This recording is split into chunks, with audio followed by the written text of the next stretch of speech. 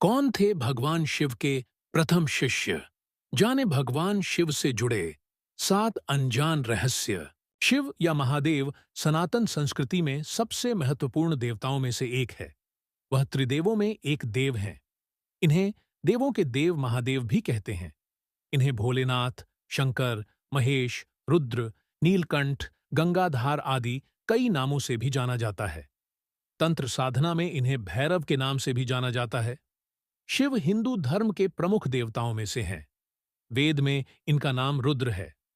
शंकर जी को संहार का देवता कहा जाता है। शंकर जी सौम्य आकृति एवं रौद्र रूप दोनों के लिए विख्यात हैं। अन्य देवों से माना गया है। सृष्टि की उत्पत्ति, स्थिति एवं संहार के अधिपति शिव हैं। शिव का अर्थ यद्यपि कल्याणकारी माना गया है, लेकिन वे हमेशा लय एवं प्रलय दोनों को अपने अधीन किए हुए हैं। रावण, शनि, कश्यप, अर्षि आदि इनके भक्त हुए हैं। शिव सभी को समान दृष्टि से देखते हैं, इसलिए उन्हें महादेव कहा जाता है। पुराणों के अनुसार भोलेनाथ स्वयंभू है, लेकिन भोलेनाथ से जुड़ी की रहस्यमयी कथाएं प्रचलित हैं। आइए आपको भगवान शिव से जुड़े कुछ ऐसे रहस्यों के बारे में बताते हैं जो शायद ही लोगों को पता है। नंबर 1, भगवान शिव की उत्पत्ति। भगवान शिव स्वयंभू हैं, लेकिन पुराणों में उनकी उत्पत्ति का विवरण मिलता है। विष्णु पुराण के अनुसार जहां भगवान विष्णु ब्रह्मा जी की नाभि से उत्पन्न हुए, वहीं शिव विष्णु जी के माथे के तेज से उत्पन्न हुए, ऐसा उल्लेख मिलता है। विष्णु पुराण के अनुसार माथे के तेज से उत्पन्न होने के कारण ही शिव शंभू हमेशा योग मुद्रा में रहते हैं। शंकर को हमेशा योगी के रूप में दिखाया जाता है। कई स्थान पर शंकर को शिवलिंग का ध्यान करते हुए चित्रित किया गया है। नंबर 2, शिव और शंकर एक ही हैं। कुछ पुराणों में भगवान शंकर को शिव इसलिए कहते हैं क्योंकि वे निराकार शिव के समान हैं। निराकार शिव को शिवलिंग के रूप में पूजा जाता है।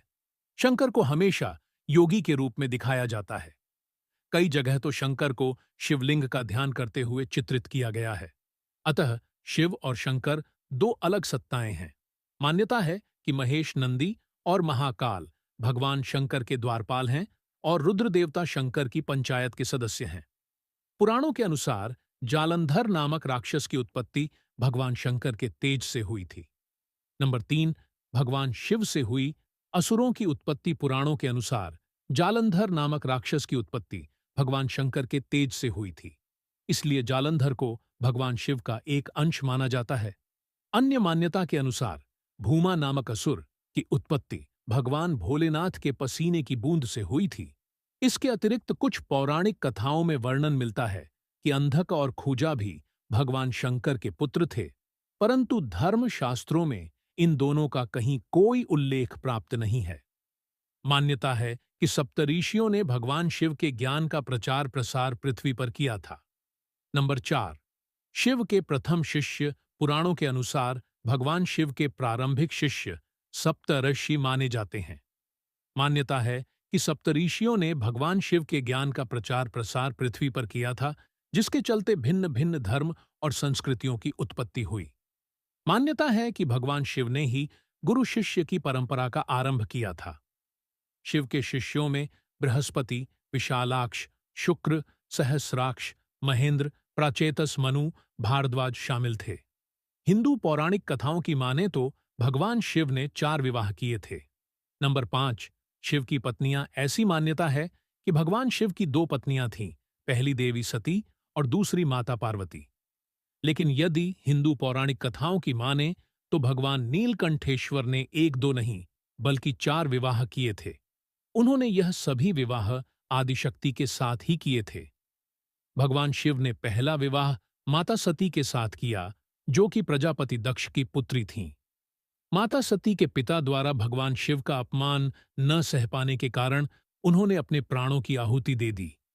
इसके बाद हिमालय की पुत्री पार्वती के रूप में जन्मी आदिशक्ति ने भगवान शिव से दूसरा विवाह किया।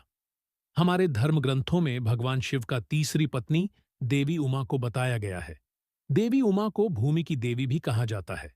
भगवान शिव की चौथी पत्नी मां महाकाली को बताया गया है।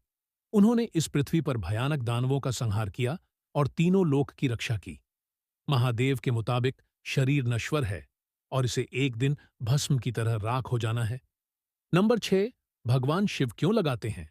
भस्म भगवान शिव के भस्म लगाने के पीछे कई मान्यता जुड़ी है। धार्मिक मान्यता के अनुसार भगवान शिव को मृत्यु का स्वामी माना गया है। इसी वजह से शव से शिव नाम बना। महादेव के मुताबिक शरीर नश्वर है और इसे एक दिन भस्म की तरह राख हो जाना है। जीवन के इस पड़ाव के सम्मान में शिव जी अपने शरीर पर भस्म लगाते हैं। एक अन्य कथा के अनुसार जब देवी सती ने क्रोध में आकर खुद को अग्नि के हवाले कर दिया था, उस वक्त भगवान शंकर उनका शव लेकर धरती से आकाश तक हर जगह घूमे थे। विष्णु जी से उनकी यह दशा देखी नहीं गई और उन्होंने माता सती के शव को छूकर भस्म में तब्दील कर दिया।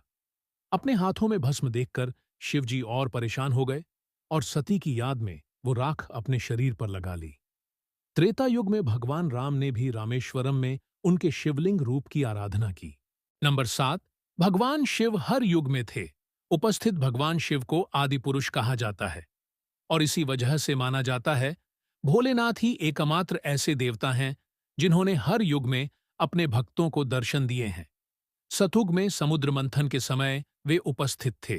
त्रेता युग में भगवान राम ने भी रामेश्वरम में उनके शिवलिंग रूप की आराधना की। रात्रि प्रवास के दौरान राम को स्वप्न में शिवलिंग का दर्शन हुआ था। द्वापर युग में भगवान शिव स्वयं कृष्ण के बाल रूप के दर्शन करने गोकुल पहुंचे थे और कलयुग में राजा विक्रमादित्य की तपस्या प्रसन्न होकर भगवान शंकर ने उन्हें दर्शन दिए थे, ऐसा उल्लेख मिलता है। ऐसी अद्भुत कथा सुनने के लिए हमारे चैनल को लाइक और सब्सक्राइब कीजिए।